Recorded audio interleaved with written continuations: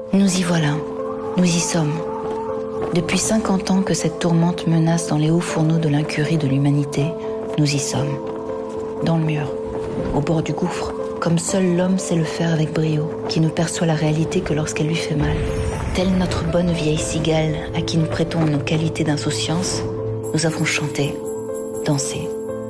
Quand je dis nous, entendons un quart de l'humanité, tandis que le reste était à la peine. Nous avons construit la vie meilleure. Nous avons jeté nos pesticides à l'eau, nos fumées dans l'air. Nous avons conduit 3 voitures. Nous avons vidé les mines. Nous avons mangé des fraises au bout du monde. Nous avons voyagé en tous sens. Nous avons éclairé les nuits. Nous avons chaussé des tennis qui clignotent quand on marche. Nous avons grossi. Nous avons mouillé le désert, acidifié la pluie, créé des clones. Franchement, on peut dire qu'on s'est bien amusé. On a réussi des trucs carrément épatants. Très difficiles, comme faire fondre la banquise, glisser des bestioles génétiquement modifiées sous la terre, déplacer le Gulf Stream, détruire un tiers des espèces vivantes, faire péter l'atome, enfoncer des déchets radioactifs dans le sol, ni vu ni connu. Franchement, on s'est bien marré. Franchement, on a bien profité. Et on aimerait bien continuer. Tant il va de soi qu'il est plus rigolo de sauter dans un avion avec des tennis lumineuses que de biner des pommes de terre. Certes.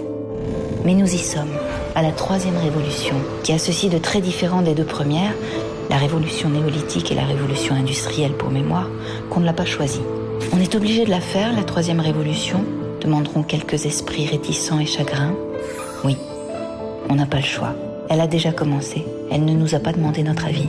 C'est la mère nature qui l'a décidé, après nous avoir aimablement laissé jouer avec elle depuis des décennies. La mère nature, épuisée, souillée, exsangue, nous ferme les robinets. De pétrole, de gaz, d'uranium, d'air, d'eau. Son ultimatum est clair et sans pitié.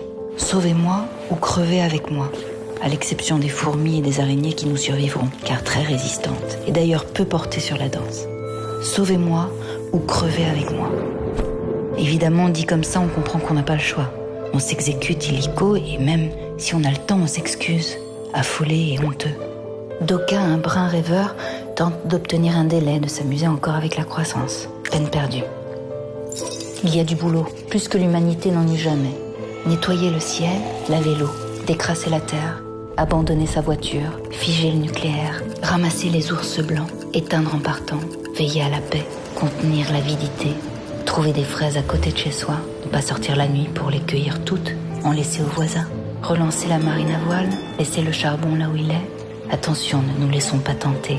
Laissons ce charbon tranquille. Récupérer le crottin, pisser dans les champs. Pour le phosphore, on n'en a plus. On a tout pris dans les mines. On s'est quand même bien marré. S'efforcer.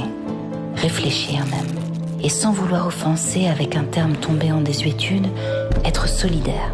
Avec le voisin, avec l'Europe, avec le monde. Colossal programme que celui de la 3e révolution. Pas d'échappatoire. Allons-y. Encore qu'il faut noter que récupérer du crottin, et tous ceux qui l'ont fait le savent, est une activité foncièrement satisfaisante, qui n'empêche en rien de danser le soir venu. Ce n'est pas incompatible, à condition que la paix soit là, à condition que nous contenions le retour de la barbarie, une autre des grandes spécialités de l'homme, sa plus aboutie peut-être. À ce prix, nous réussirons la 3e révolution. À ce prix, nous danserons, autrement sans doute, mais nous danserons encore.